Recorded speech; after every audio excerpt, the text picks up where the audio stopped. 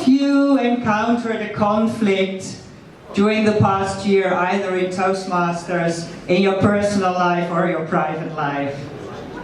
Yeah, right. Conflicts are part of our lives. So we better learn how to handle them. And especially when you're in a leadership position, you have an extra responsibility to develop this skill. So that's why we are so happy that we have with us Aletta Rochat, who is going to conduct a workshop on navigating conflict, what successful leaders need to know. And now I can witness from experience that Aletta Rochat is a very interesting workshop leader. She is our current Region 11 advisor. She is a professional speaker, author, and trainer. And she knows how to convey a story. She knows how to convey a spark. She knows how to touch your soul, our souls. She also knows how to be a very good team coach and add value to the team. And if she gives a workshop, she really gives you food for thought. So let's give a warm welcome to Aletta Rochat.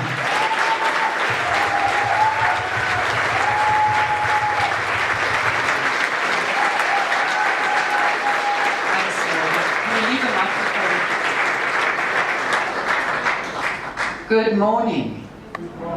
I'm so glad you're here because you had so much choice. And one of the other workshops you could have learned to get paid. And instead you're here. That tells me a lot about what you've been going through. I promise you that by the time you leave these doors, you're going to have some insights into yourself which might surprise you, and insights into people around you that will help you the next time you're dealing with conflict.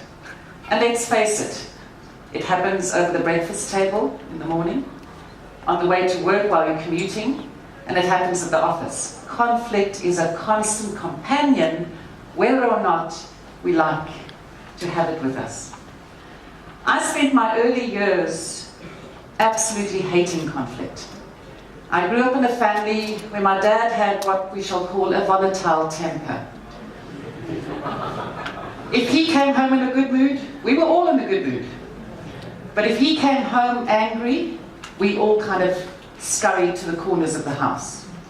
And in my mind, people who caused conflict were bad. And I would do anything to avoid it. I tried to be a little bit more helpful, perhaps a little bit quieter, perhaps a bit more clever. Anything to stay out of the range of conflict. It was not a space I wanted to embrace, and often, to be quite honest, I'd ignore it. I'd pretend it didn't affect me, when of course it did.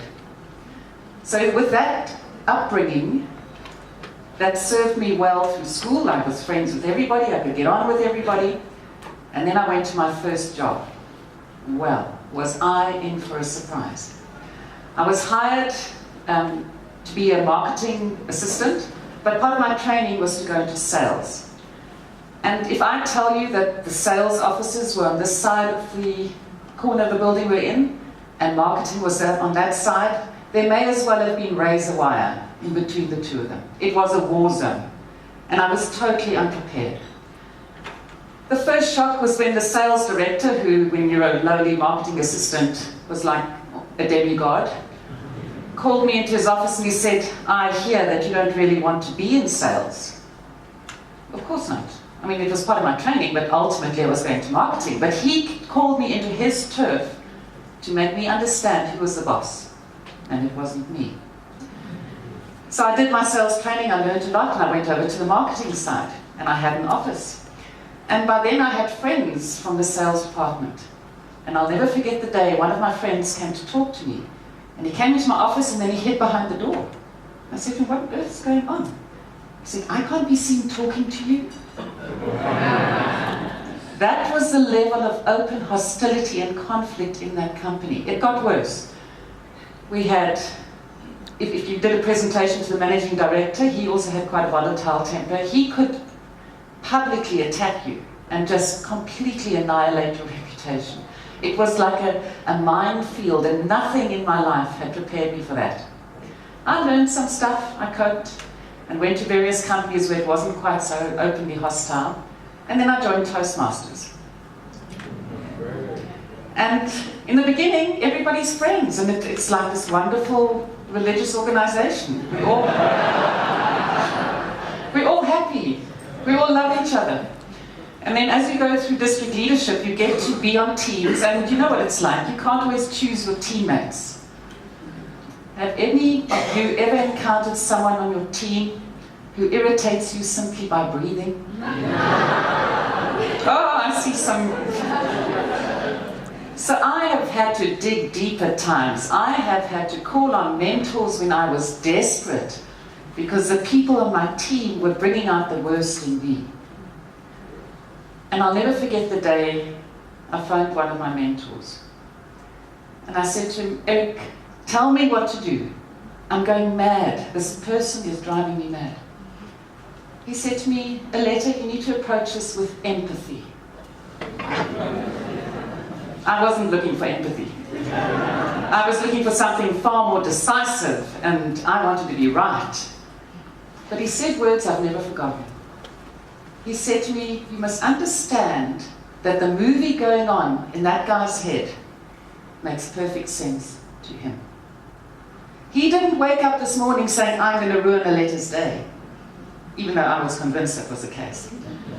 He was just as passionate as I was, just as committed, but he was watching a different movie, looking at the same problem, but from a completely different angle.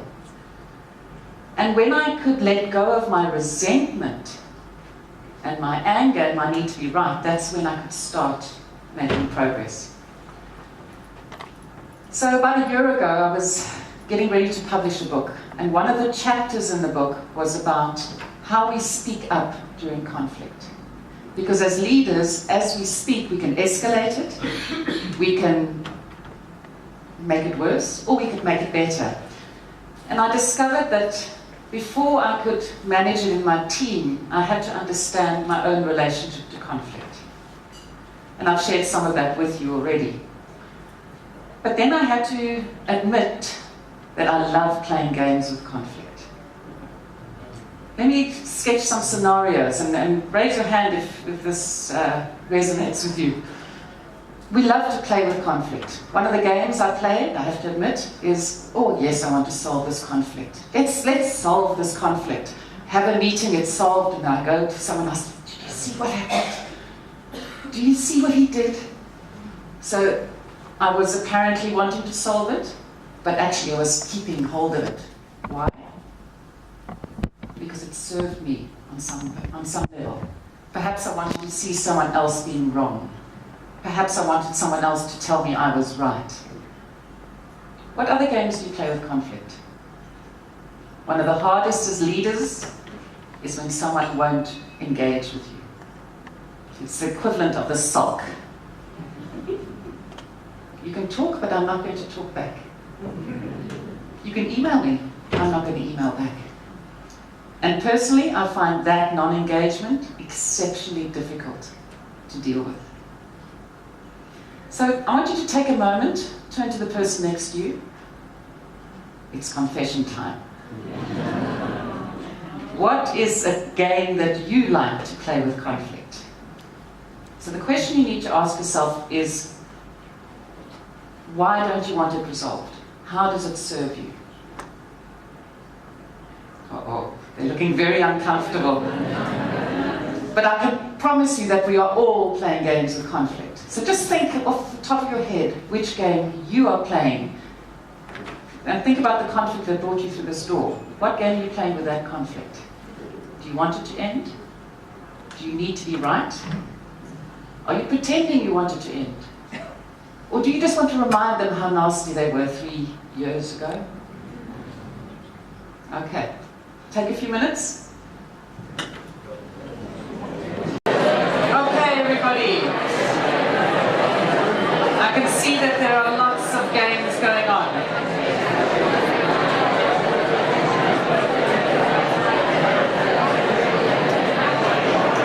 Now have your attention, please. Okay, everybody.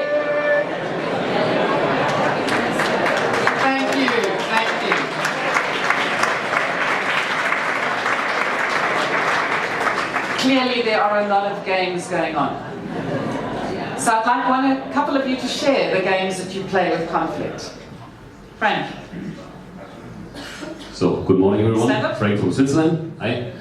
So what I'm doing when I'm in a meeting, so I'm a very emotional guy, and if it comes to problem solving, so I know someone is telling bullshit to me, then I try to drill it down to facts, but I have always an emotional part within that one, so it doesn't really help the situation, so I need to basically take away this emotional part for me. And do you need to be right? Not always. Not no. always. Only if it's fact-driven, then yes. Okay. I know. Right, but of course I need to ensure that this is really proved with facts, right? Otherwise, when I'm telling bullshit, this doesn't help anyway. So this is someone who wants to solve it and prove it one way or the other. And I bet you some of the guys don't like that. Who else? Yes. As I was thinking about it, I was realizing that I like to solve problems because I like to feel safe in my environment. And if I feel safe, then I'm free. And then conversations and connectedness happens. But without the safety. Yeah. And that is a big thing in conflict resolution, is if people don't feel safe, they won't speak up. So you have to create an atmosphere of trust to be able to make any progress. Did I see a hand here? Yes. Christine from Denmark. I was thinking about what you said about not going into the conflict, but sort of pretending to be on one side. And then it puts you in a position of power, doesn't it? It really comes from your own insecurity. Yeah. So you want to feel more powerful by sort of making sure that they are not together and you are the one who's got sort of the overview of what's happening. On the one hand, you want the brownie points for being seen to do the right thing. On the other hand, you can't let go of it because it serves you. This side of the room, there must be somebody here. Yes. Chris from Poland. I hate conflicts, however I fall in all conflicts I can. But as soon as someone admits that he's wrong, or prove he's right, if I'm wrong, I'm immediately commit, I was wrong, no conflict. And I'm waiting until someone is admitting who is right, who is wrong. And it's forgiven immediately. But that's a gift. Not everyone has that. For some of us, it's really hard to admit that we're wrong.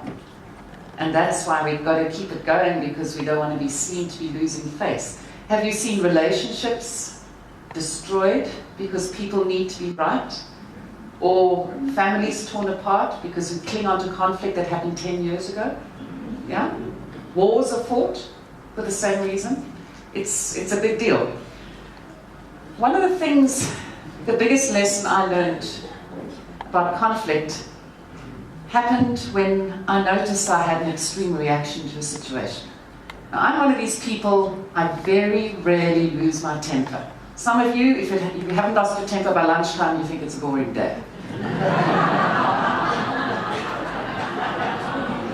I'm not like that. So I rarely lose my temper, and if I do, you must know that my buttons have been pushed.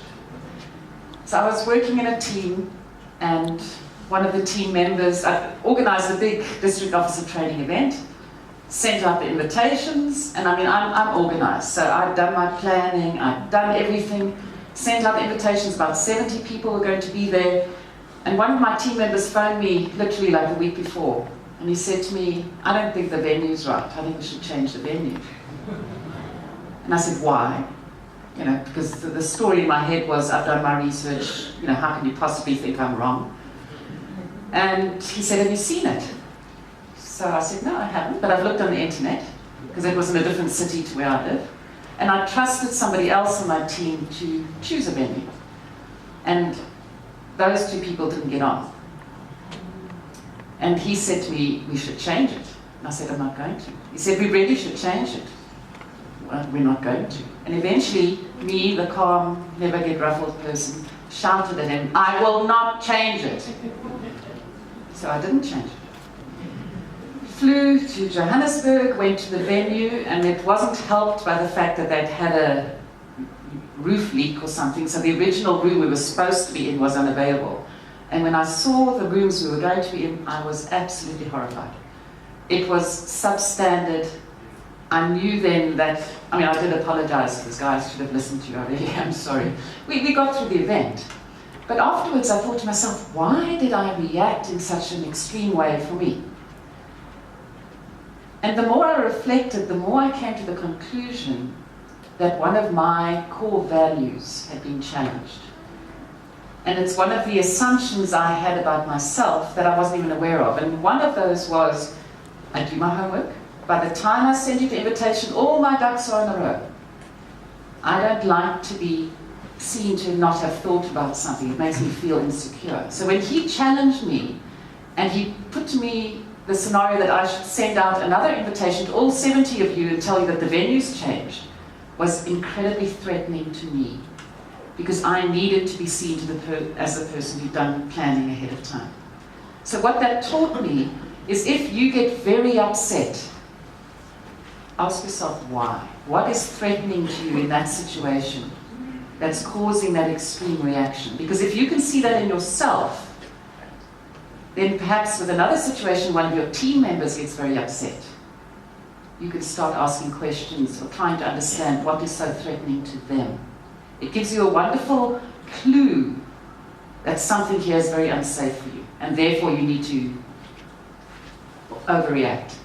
I read the other day, actually it was in a TED talk that I was listening to, and the person doing the TED talk said that when we feel threatened, our ego comes out, needing to take control again, and it acts like a dictator.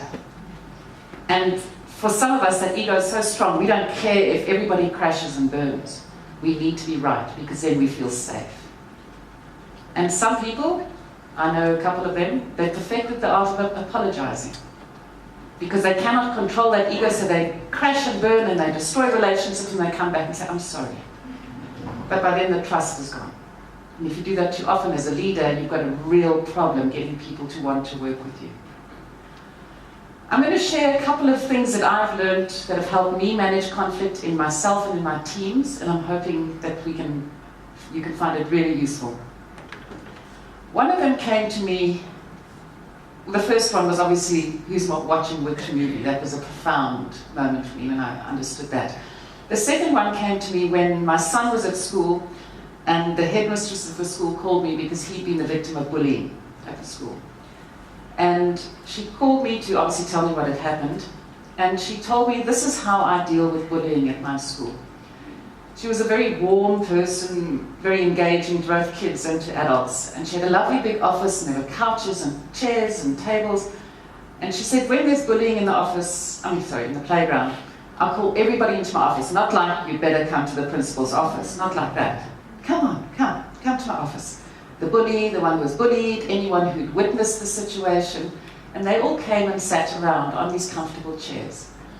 And she said, what I do is I shine a light on it. Everybody gets to speak, to say what they experienced, what they did, and what they didn't do. So imagine that scenario in the playground. The child who is the bully has to admit to everybody, in front of the so-called victim and the headmistress, what he or she did and why. The victim gets to say how he or she felt. The people who watched and did nothing also have to speak up. And she said that is the most effective way to deal with bullying. And so often when people like us who avoid conflict, we try and sweep it under the carpet. We pretend it doesn't exist. So we carry on, and there's this elephant in the room, and no one is talking about it. And as teams and as leaders, we have so many conversations and meetings about doing things, tasks and projects, and tick off on lists. But very rarely do we have conversations about how we are being as a team, how our relationships are working, whether we all feel heard or not. And if you can make time as a leader to have conversations of being, you can transform conflict, because you give everyone a chance to shine a light on it. So take a moment with your partner to think of a conflict that you're involved with and how you would apply shining a light on it in that situation. I can see some of you taking a deep breath thinking, oh, I'm not so sure this is going to work. Play with it for a moment. And then when you finish, because it gets very loud in here, I'm going to just raise my hand. And I want, if you see my hand raised, you raise your hand, and the more hands you see raised, you know to stop talking and to focus again. Go. Essential tips, and then I want to save sharing till the end. One of the most important things with conflict is how you respond to it. So when you, especially those of you who've been district directors will know, the minute you get elected, your inbox suddenly floods, because everybody wants to bring their problems to you to solve. And sometimes the emails, because often it's emails that you get, are quite intense and emotional. So you've got a choice now. How do you respond? Depending on your own personality, because some of you in that moment are so angry that if you had to respond in that moment, it would not end well. So you've got to understand your own response. But if you are able to monitor your response, I have found the most effective way is to immediately pick up the phone and phone the person who's just sent you that horrible email. It may not be directed at you, it might be about an issue, but if you respond immediately, what does that do to the person? It validates them, that you think that their concerns are important enough that you respond. Ideally, you'd want to face-to-face, have a cup of coffee, have a glass of wine with that person and hear them out. And this is where you need to be very disciplined. You need to zip the lip. Even though you know what they're saying is untrue or unfair or whatever, you just need to let them vent. Because as they vent, you will see the emotions coming down. And as emotions come down, logic has a chance to come back. One of the biggest mistakes I see people and teams making is thinking that you can type to resolve conflict or text to resolve conflict. It doesn't work. And I'll tell you why. Because then I can look at the text you said to me and say, he or she used this word. Look at the language they used. And you dwell on that and become fixated on what that means, and it doesn't take you any further. And then I send another one back to you saying, you misunderstood. Clearly you weren't reading what I was saying. And it's a negative downward spiral, but you can bypass all that. And I encourage you to get your teams to do that. Don't type about conflict, you talk about it, either on the phone or face-to-face, and you talk about it as soon as you can. But if you are a volatile person, you need to set it up to serve you. Don't dig a hole for yourself. So if you need to have time to cool down, one of the best ways you can respond to any attack is to say, how interesting. Thank you. Let me sit and think on that, and I'll get back to you in 2 days' time. Manage it according to your personality. Don't trip yourself up, because we're all different, and you've got to be honest and true to yourself. Yes, let's just get the microphone.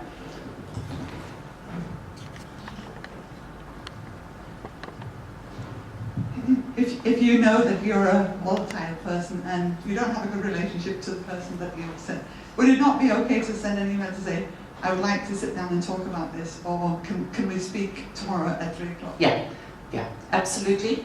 So the most important thing is that you respond. Because remember what I said earlier, that when you don't respond, it's very difficult, it's very frustrating, and I find it exceptionally annoying. If you want to annoy me, you ignore me.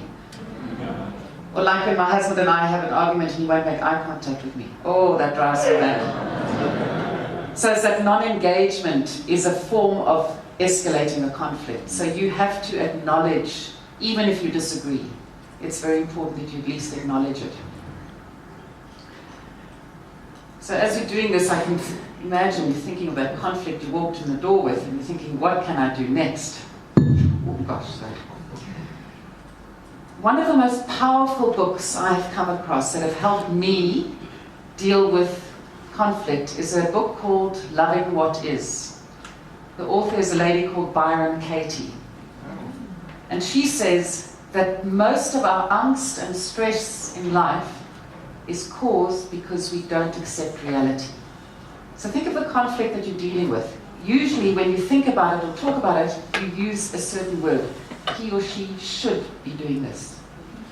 It should be that way.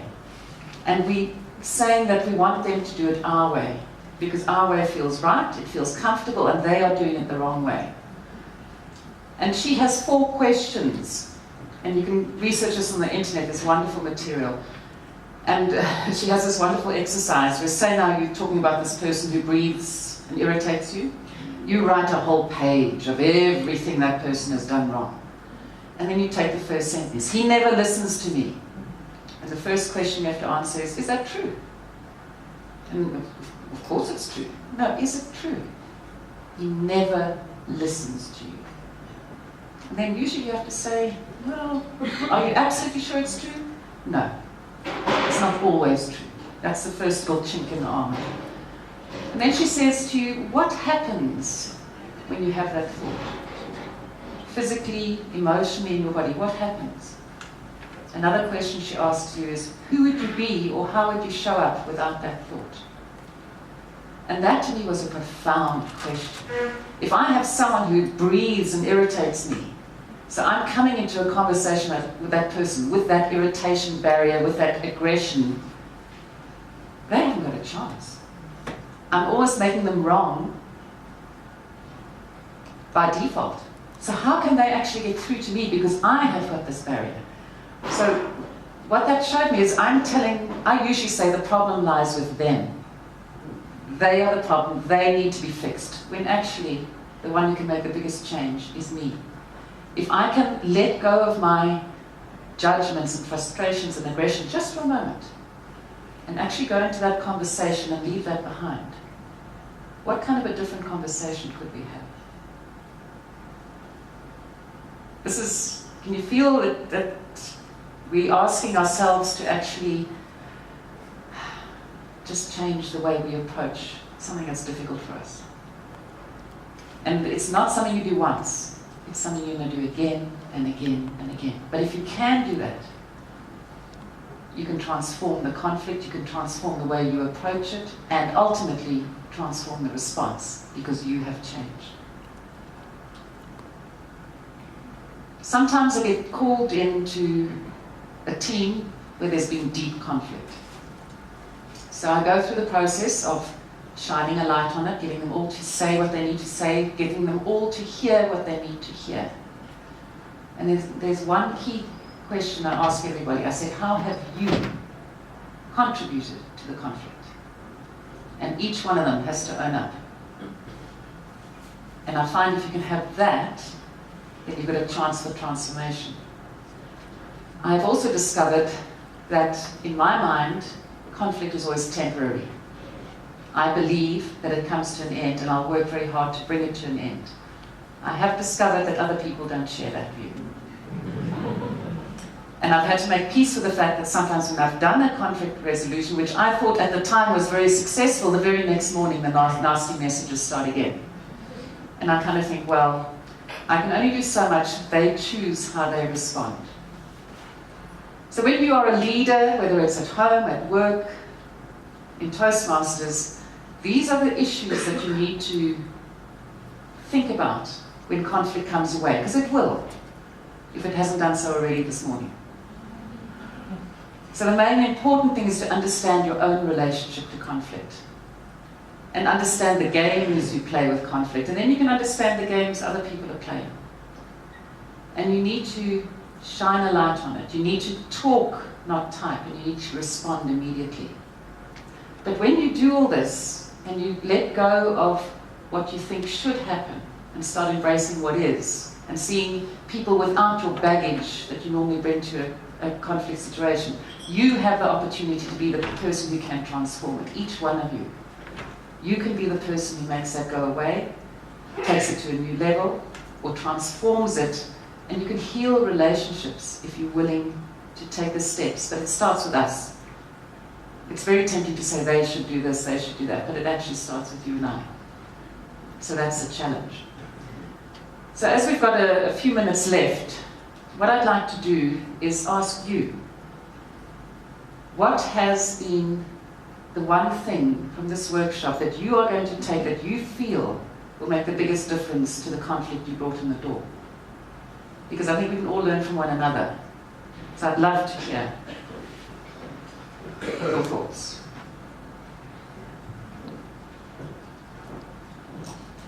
And when these people share, we're going to have to give them thunderous rock star applause. For someone who avoids conflict? Yes. Okay. Stand up, please. And the most important for me is understand what upsets me, what makes me feel afraid, and the other person. Okay. Thank you for that. Thank you. Thank you.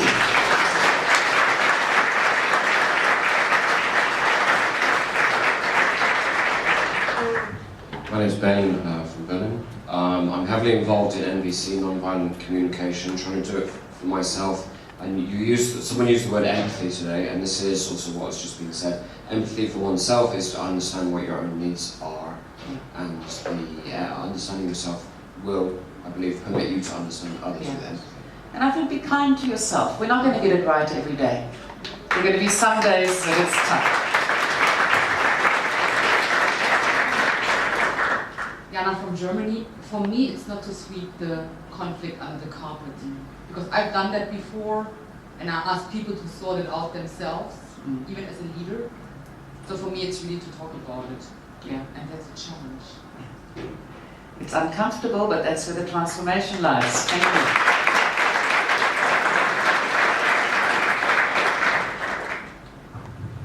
Alex, again from Poland. One of the things that I would take with me is playing with it, because I believe everything is psychological. So when we look at it as a game, it's just the idea of looking at the things in this way. It's a positive idea. It's very interesting. So it's one of the things that we'll use. Thank you.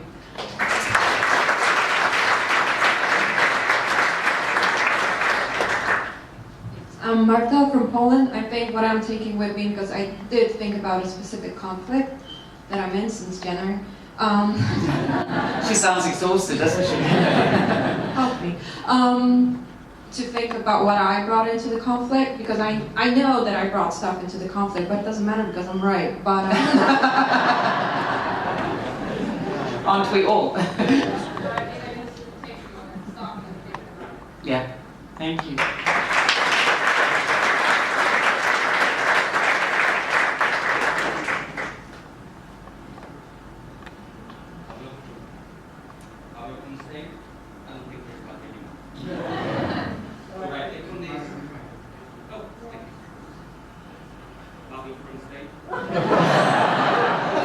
No.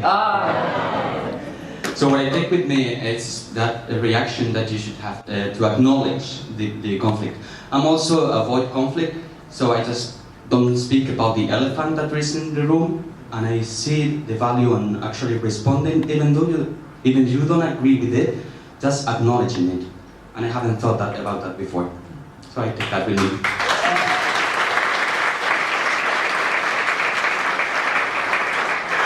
Hello everyone, my name is Sophia. I work in corporate environment. We have conflicts all the time. And I'm dealing with the feedback in the team, and overall with the mental health and the security in the team.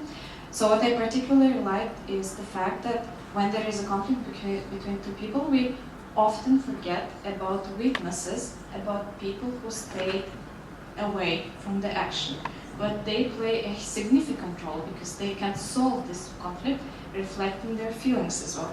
And this is a very powerful technique from the kindergarten or school, that you just ask everyone to share emotions, and when you're in the spot, you understand how everyone felt, and you feel a part of, you acknowledge your guiltiness, let's say, in front of everyone. So you would never want to do it again. Thank you. Thank you.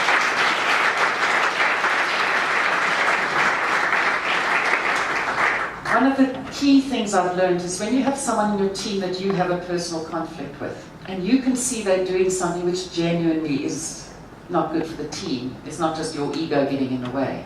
A powerful technique is to get the whole team to speak about the impact that that action has had on the team. And sometimes them hearing that from other people, and multiple people, that's not you, it means it's not me against you, it's the team speaking and the team meeting. To speak about the impact. Where was his hand? Yes. Alex from Germany. So for me, the most important thing that I learned was zip the lip and let them vent. and you could be right afterwards. Thank you.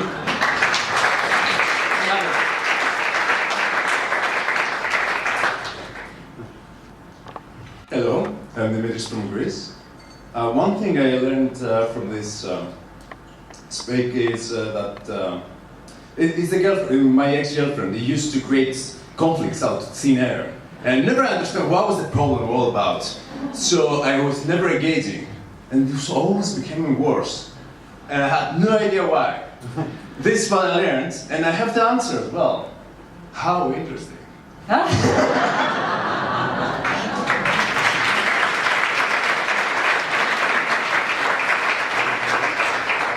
You didn't realize this was going to be a workshop that gave you dating advice as well. Where was her hand here?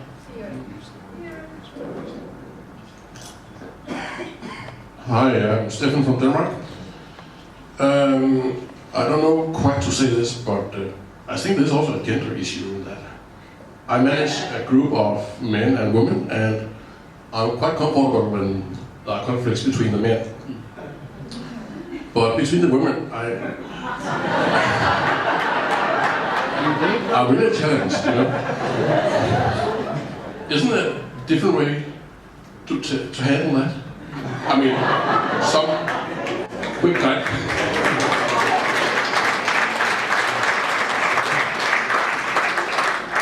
So shall we say that women and men are wired differently? And men can be brutally honest with one another and they don't get upset. But women, you used that word, you spoke to me in that tone. We get very wrapped up in the whole emotional context. But still shine a light on it and say to the woman, I don't understand what's going on. Can you tell me what's going on? But women often cling on to conflict as well. We're very good at it. We've been practicing for years. We just go to the back.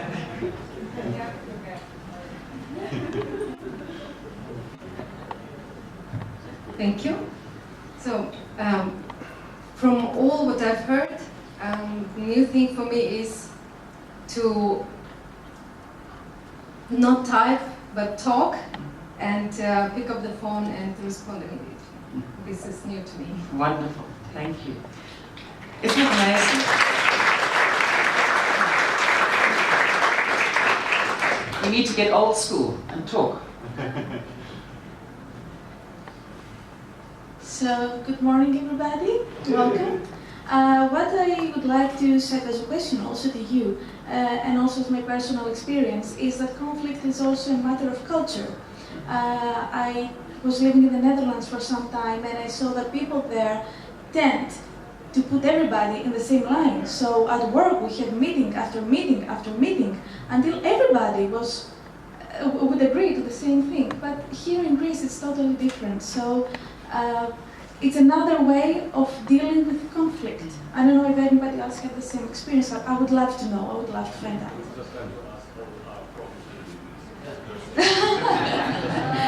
Well, someone agrees and the rest do not. And this is thank you.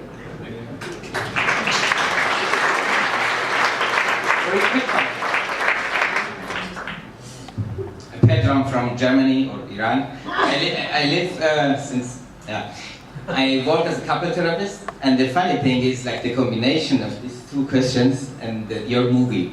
There are differences between gender and between countries, but there are differences in the movie. So the movies, you know, they are different, and the movie that you jump in is different. So the movies are something that I use very much. Yeah, thank you. Right, thank you.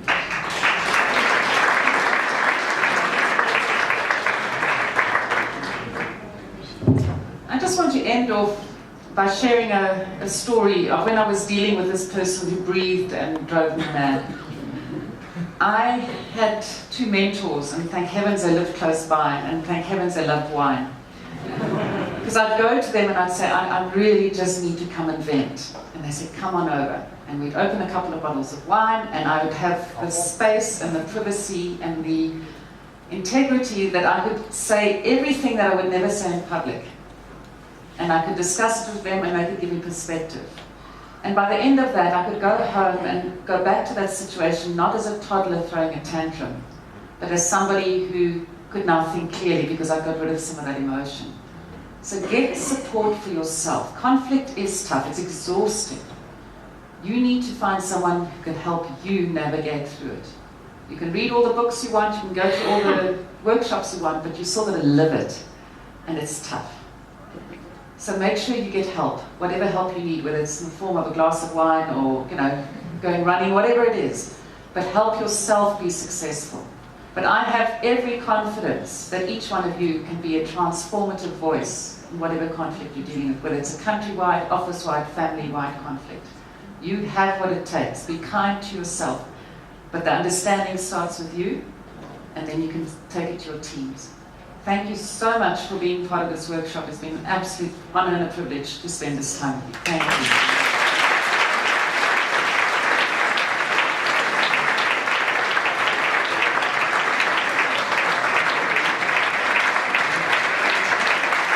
Let's give her some more applause.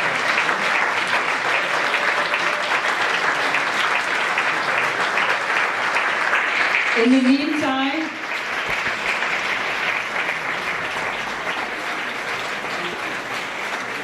so thank you so much for sharing your thoughts with us, giving us your lessons, and I think you really gave us all food for thought. So as a small token of appreciation, thank you so much.